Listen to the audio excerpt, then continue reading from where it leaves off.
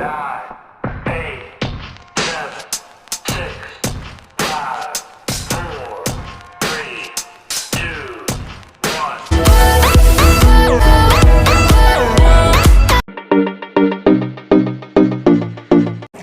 everyone, I'm Analiza Urbano, and for today I'm going to discuss you about the 10 qualities of a good caregiver.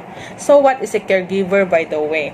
For me, a caregiver is a person who provides cares for those people who can no longer help their own self in daily living activities due to illnesses and elderliness. So I'm going to start number 1, but I'm going to show you a photo as examples. Number 1, patience. Being a caregiver must have plenty of patience to take care of older adults with mental illnesses and understand because they need special attention and they can easily get demanding and angry from time to time. But a caregiver who have patience can easily manage. Number 2, cherry demeanor. Must always happy and smile. Cherry means expressing happiness or making you feel happier, while demeanor is the way you behave, which give people an impression of your character. Number 3, multitasking, the performance of more than one task at the same time.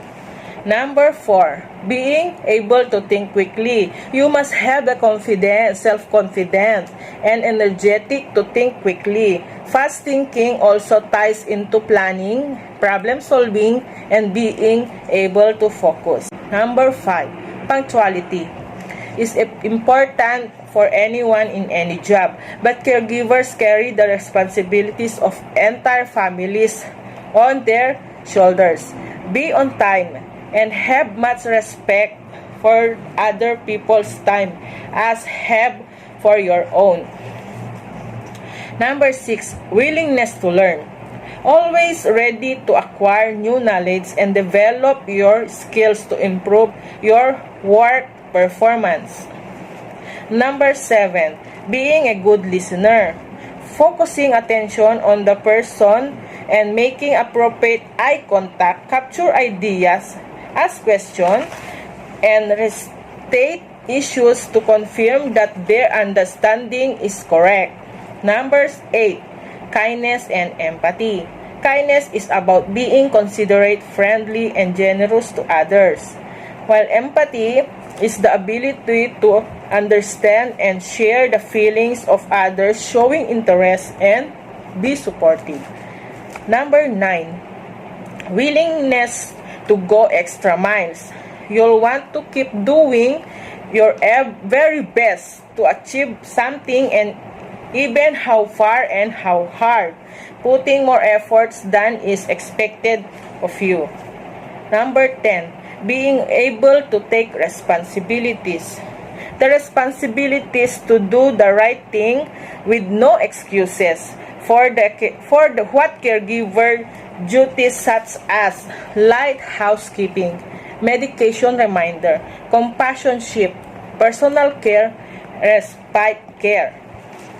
So these are the 10 qualities of a good caregiver. Thank you for watching.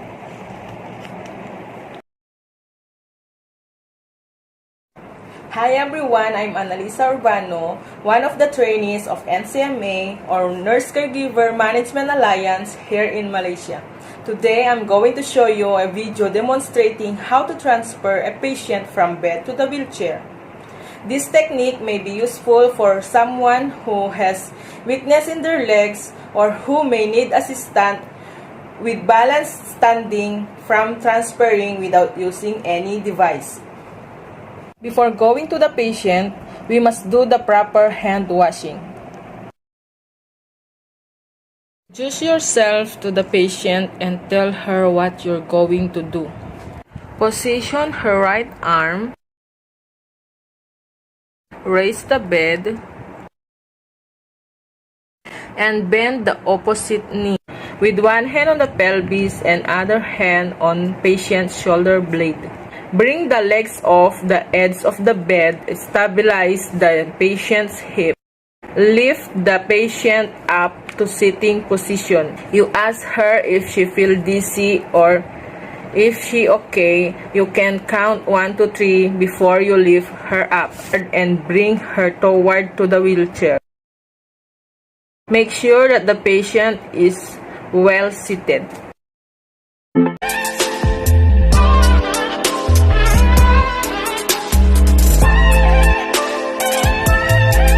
Hi everyone, I'm Analiza Urbano, one of the trainees of Ncma or Nurse Caregiver Management Alliance here in Malaysia.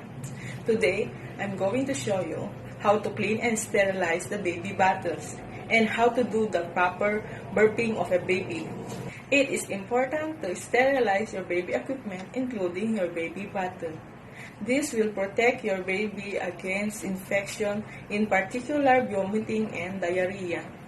Because milk is also a very good ground breeding of bacteria, which can make your baby sick. So now, we're going to clean our baby bottles and sterilize. Let's go! All we need to do is to prepare all the equipments. 2 basin, water, bottle wrap, dishwashing soap, baby bottles, sponge, bottle brush, tongue, and bottle sterilizer.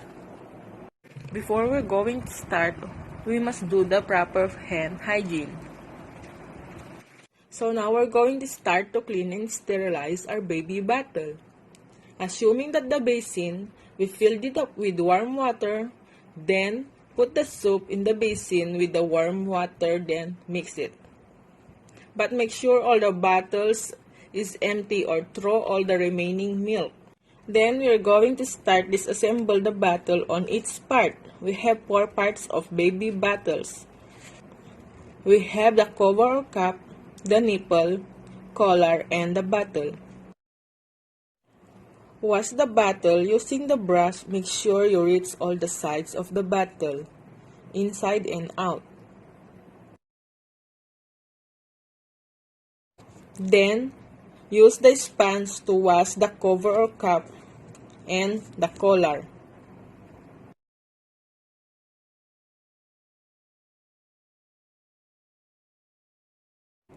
Assuming this is a small brush to wash the nipple, wash it inside and out. Now we need to rinse all this with warm water 2 to 3 times, or it's up to you, until it's all clean. Put in the bottle rack 1 by 1, then let it dry. Fill up the bottle sterilizer with water. Then put the bottle's collar and cap cover. You can use the tongue for your safety. Cover it and let it boil for 5 minutes. Slowly open the cover of the pot or the bottle sterilizer away from your face.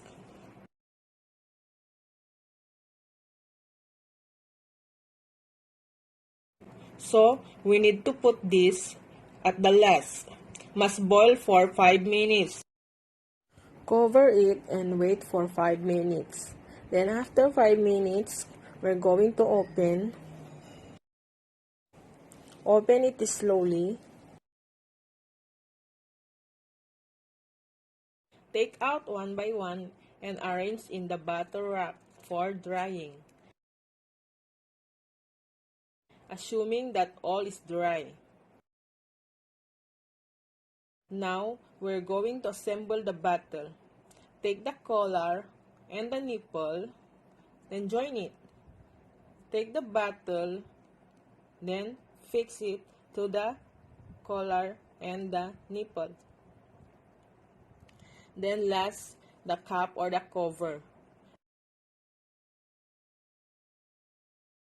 Do the same with the other bottles. And this is how to clean and sterilize baby bottle. Thank you for watching. Now I'm going to show you some techniques on how to burp baby. It raises all sorts of questions including when to, how to, what if, no burp, how hard do you pat. That's why I'm going to show some techniques on this video. Make sure to put the burping towel on your shoulder just in case the baby will spit. Hold the baby up on your chest so the baby is facing towards you. With your up tuck under the baby button to support. Use your dominant hand to gently but firmly pat your baby back between shoulders, working your way up and down.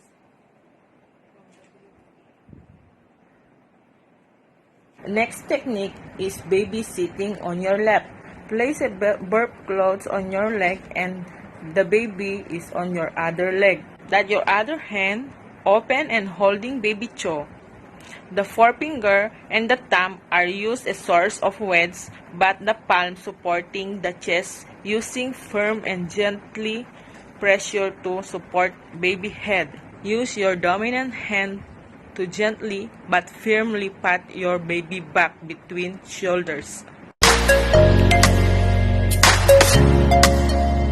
Everyone, I'm Analiza Urbano, one of the trainees of Ncma or Nurse Caregiver Management Alliance here in Malaysia. For today, I'm going to show you how to occupied bed making. First, we're going to close our curtain for our privacy and going to wash our hand.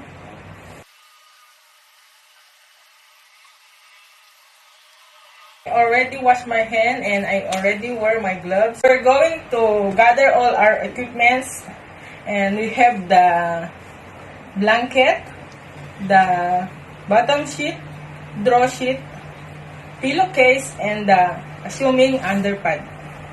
Underpad or the Macintosh, and the laundry basket.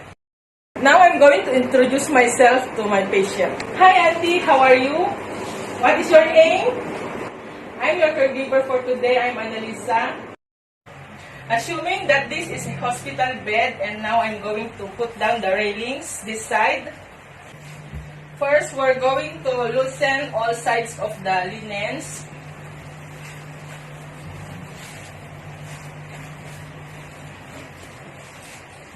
Then we're going to put down the blanket of the patient.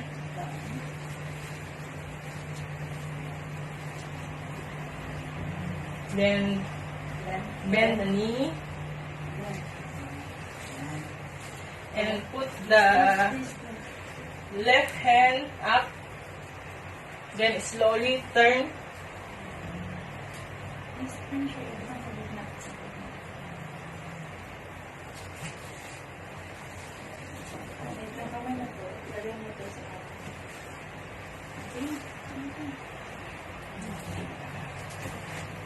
Then cover the patient with the blanket for her privacy.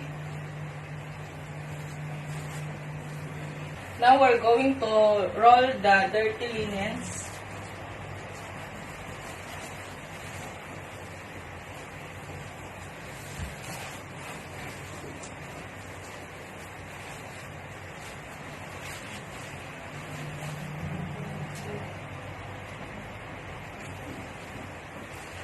And put the bottom sheet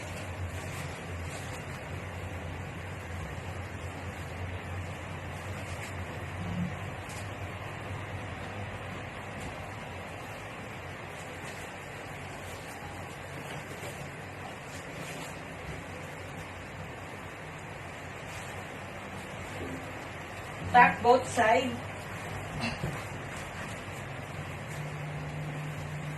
Then roll the linen here.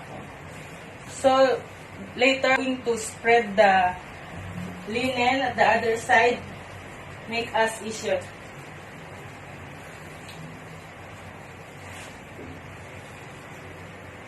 Next is the draw sheet.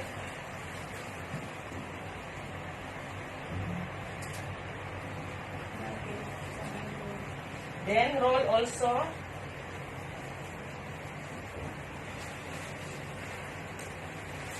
And next are underpad or the Macintosh.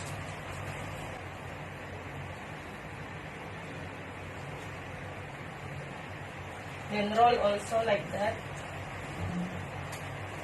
Now I'm going to turn my patient facing me slowly.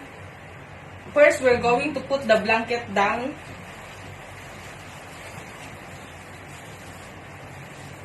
And turn the patient facing toward me.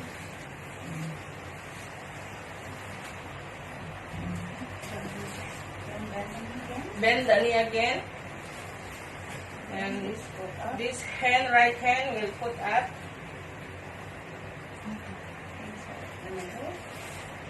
Then slowly turn.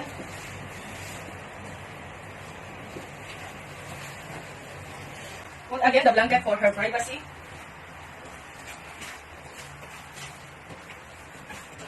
Now we're going to roll the dirty linens.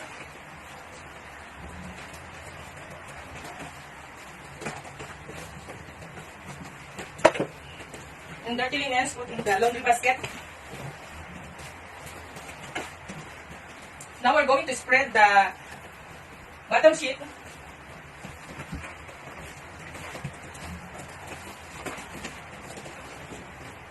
Tuck both sides. And next our draw sheet. Spread also. Following with the Macintosh or the underpad. Now we're going to change the blanket of our patient.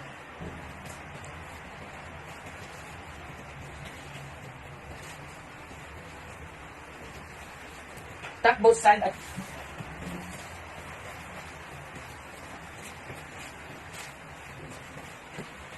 Then slowly remove the dirty blanket.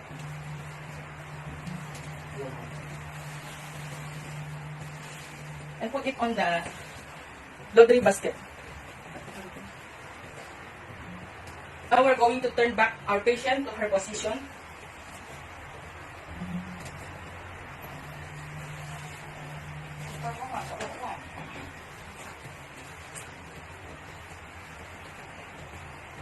And arrange her blanket. Tuck both sides.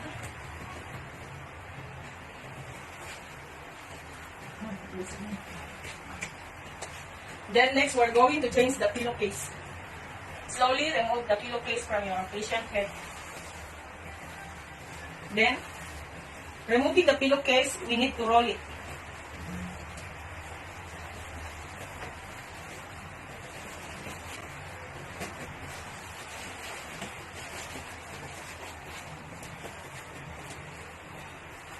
Then, slowly put back to the patient head.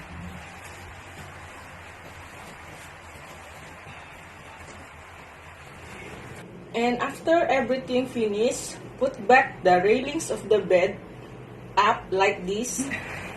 And this is the procedure of occupied bed making. Thank you for watching.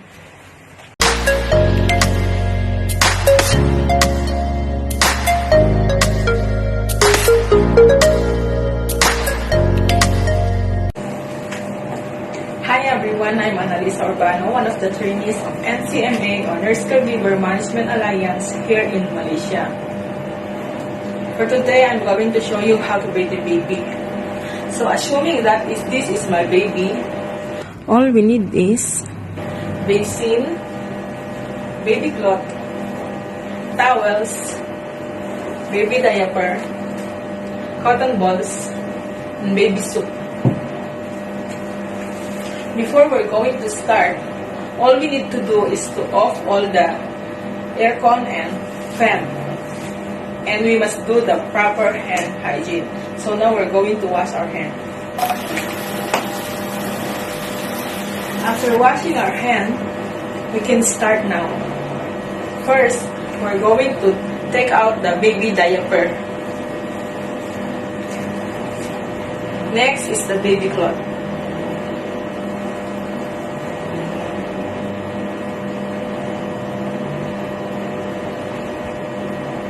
First, we're going to wash her face.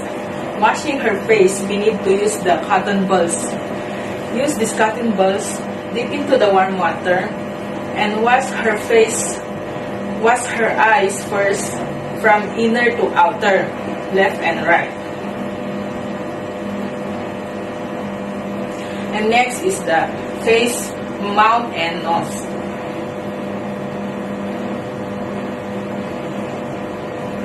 And next is the forehead, down to the cheek and down to the chin.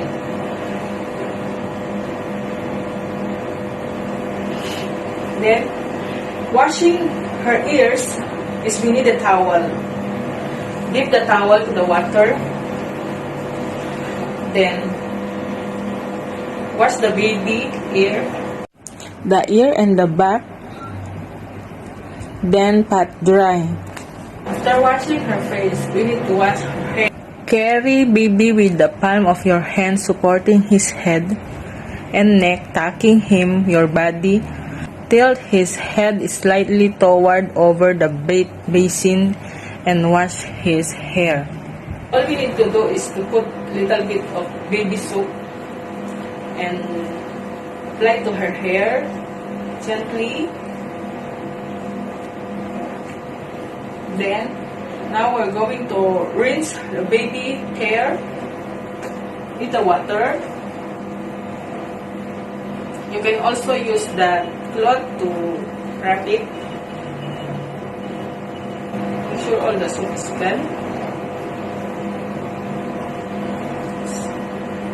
After washing baby hair, we need to dry it properly.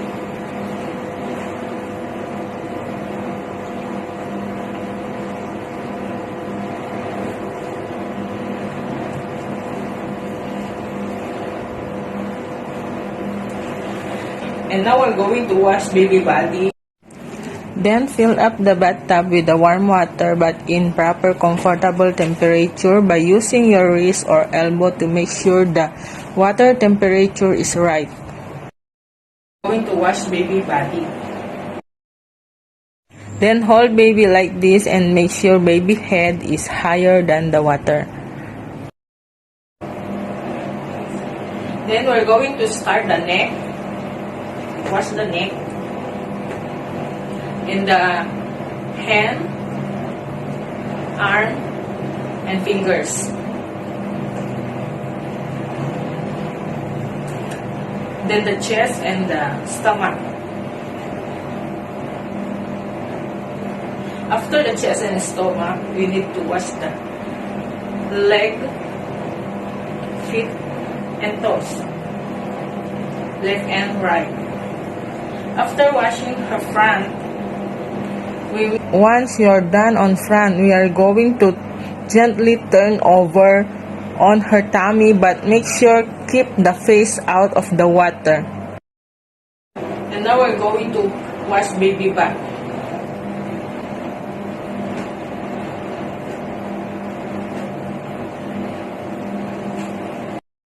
And once you're done, turn back on her back.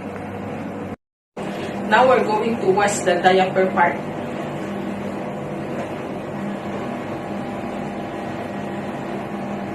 After washing baby, now we're going to take the towel to dry her.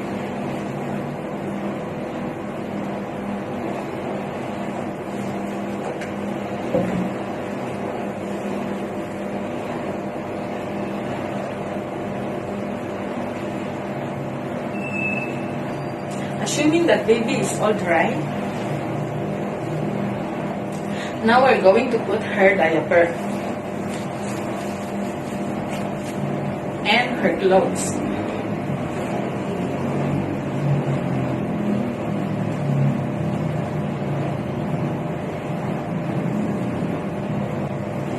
And now we're going to cuddle baby.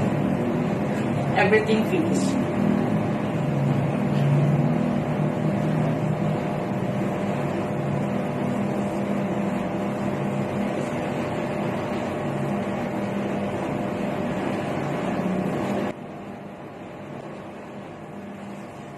Now we finished bathing her. Now she feels comfortable and fresh. So this is how to bathe the baby. Thank you for watching.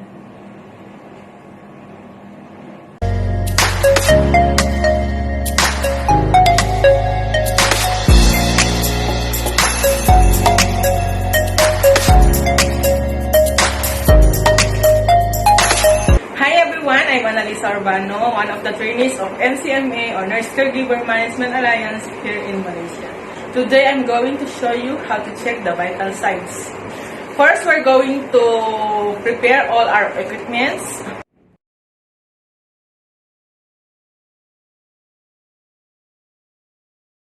And next, we're going to close the curtain for our privacy, and we're going to wash our hands.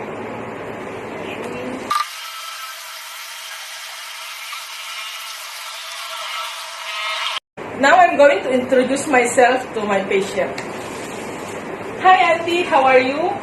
What is your name? Enjoy. Okay, I'm your caregiver. I'm Analiza, and is it okay for you if I check your vital signs? Yes. Okay. Auntie, do you have pain? Can you rate it from 1 to 10? What is your feelings? 2. 2 means she not feel so pain. She a bit okay. This is the oxygen saturation. First, we're going to put in her finger any of these fingers.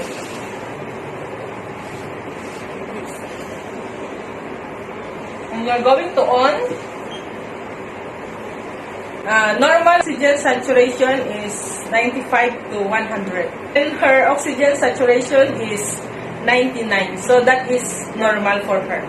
And her pulse rate is 89.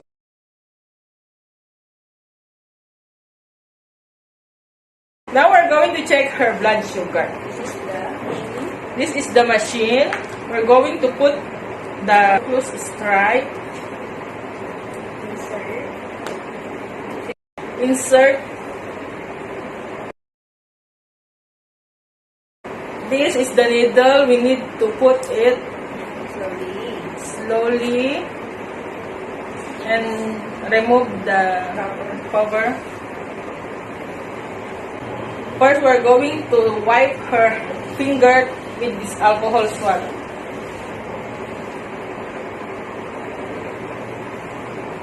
Then, put this one in the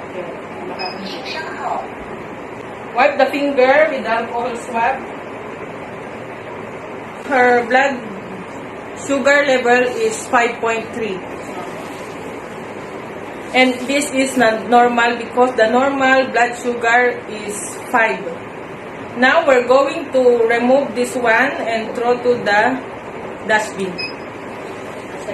This one we need to take it out and put the new one.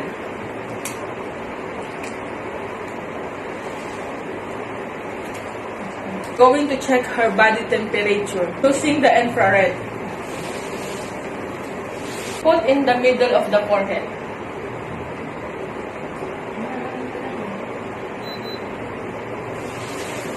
And her body temperature is 36.7. And this is the normal. Because the normal body temperature is 36 to 37.5 degrees Celsius. Going to check her respiratory rate.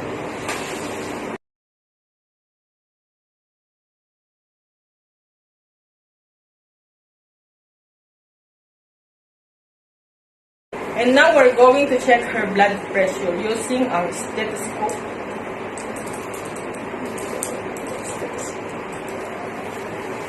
And our manual blood pressure. Measure 2 inches from the artery to the cuff. To make it sure that it's not too tight, use your 2 fingers to go inside between the cuff and the arm. And this one pump until 200 and slowly release the air. And our systolic, the first beat. And the last beat is our diastolic. We place this one into the artery.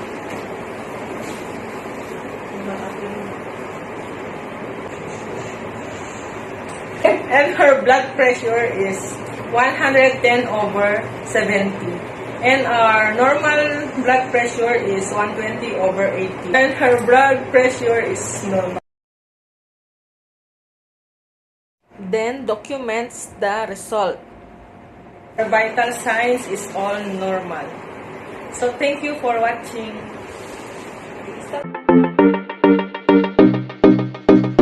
Hi everyone, I'm Analiza Urbano, one of the trainees of Ncma. Today I'm going to show you the procedure of feeding NGT and PEG tube. A NGT is a special tube inserted through the nose for delivering oral nutrition supplements and medication into the stomach. You are required to feed the patient based on the feeding schedule. Please take note of the time, type of oral nutrition supplement, and the amount needed. First, we're going to close the curtain and close the door for the privacy.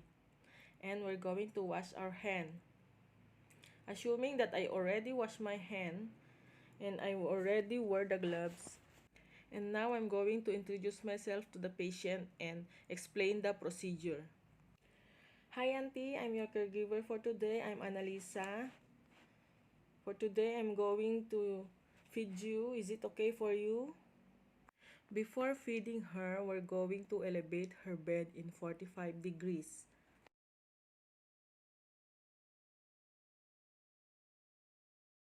And now we're going to put the towel on her chest. Ask the patient to open the mouth and check the back of the throat. This is to make sure that the tube is not coiled. To check if the feeding tube is in the stomach, withdraw some gastric content with the syringe. Then attach the syringe to the tube. Flush the tube with 20 ml of water or as per prescribed. If you see little bit left of water, you must fold the tube so that the air won't let go inside the stomach of the patient. Next, we're going to feed according to the feeding schedule. Ensure the syringe is not empty during feeding. This is to minimize stomach discomfort due to excessive air entry. Complete the feeding by flushing 30 ml of water or as per prescribed. Remove the syringe from the tube and close the feeding port with a stopper. Now we're going to remove the towel.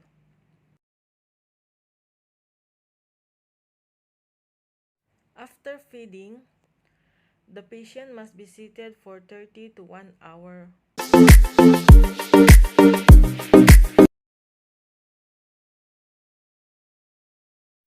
You are required to feed the patient based on the feeding schedule. Please take note of the time, type of oral nutrition supplement, and the amount needed. First, we're going to close the curtain and close the door for the privacy. And we're going to wash our hand. Assuming that I already washed my hand and I already wore the gloves. And now I'm going to introduce myself to the patient and explain the procedure. And now we're going to elevate the bed in 30 degrees.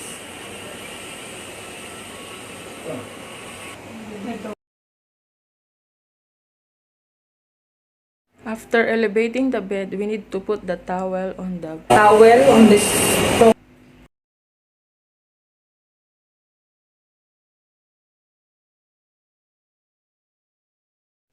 And now we're going to do the residual.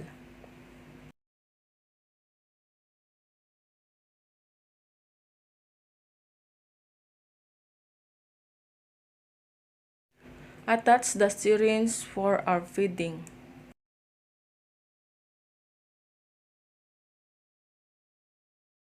First flushing is 30 ml of water.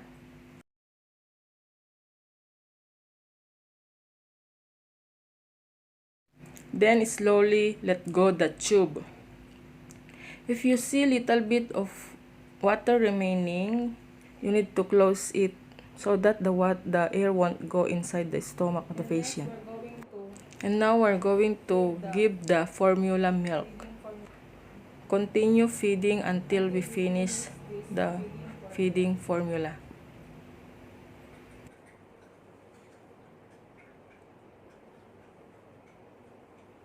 And last is the 60 ml of water for the flushing.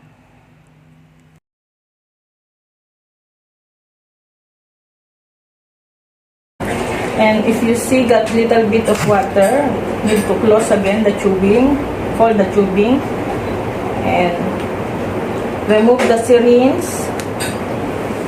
and close the ports.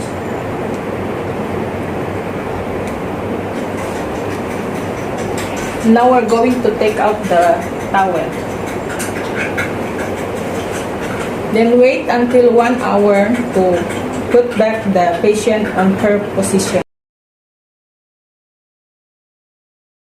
After that, we need to document in the chart of the patient.